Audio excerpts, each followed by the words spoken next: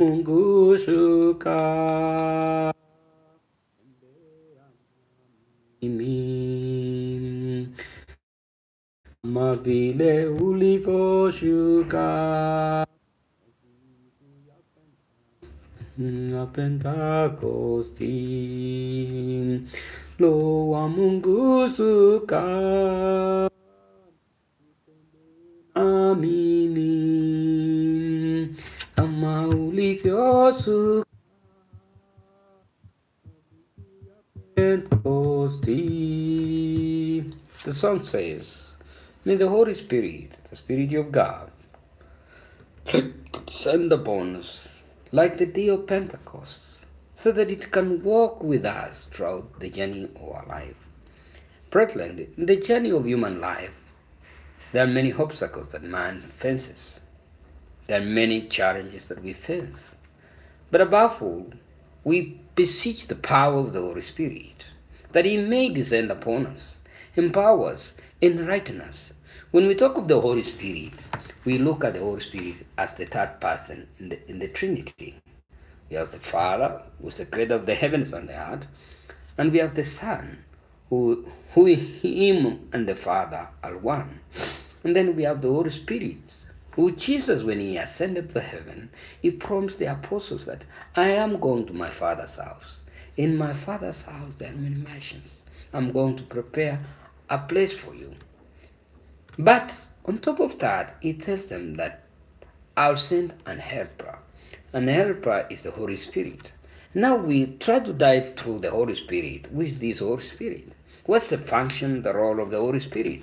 And when, as Christian faithful, when do we receive the Holy Spirit?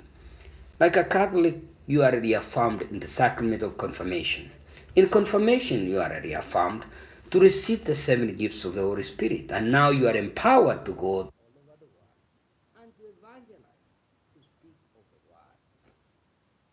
In the day of Pentecost, what happened? 50 days after the resurrection of Jesus Christ, death and resurrection, and then the Holy Spirit descends upon them in tongues of fire.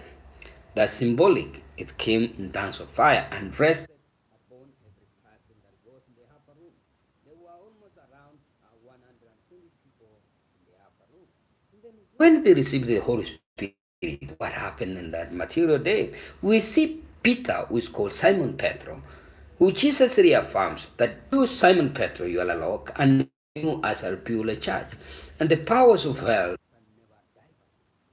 Peter stood and he spoke. It was around 3 p.m. in the evening, and he said the words that were written by the prophet, the great prophet Joel, that it would be in the last days that God would outpour His Spirit upon all flesh.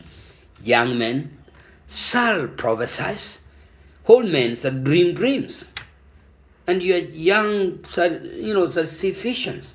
So this is what that Peter spoke, and then Peter, he reaffirmed, and the people who were from Athens, from all over the Roman Empire at that time, they came and witnessed and said, are these not the Galileans who are uneducated, untrained, and yet we can hear them speak in our own tongues?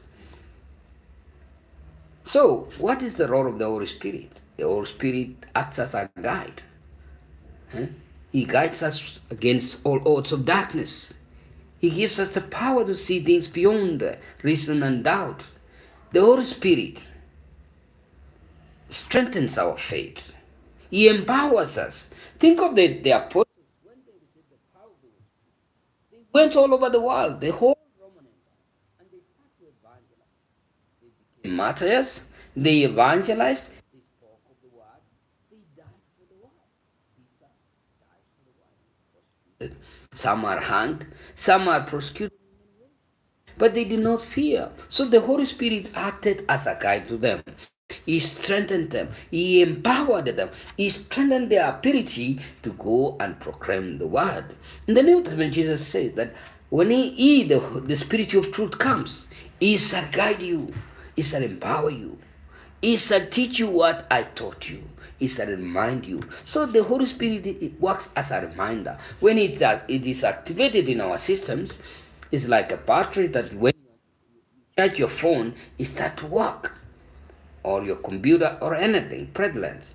The Holy Spirit now deactivates his power. So the song was saying that Roho wa Mungu suka utembee na mimi kama vile ulivyoshuka katika ile siku ya Pentecost. Hmm? Brethren, stay tuned. May God bless you. In the name of the Father, the Son, and the Holy Spirit. Amen.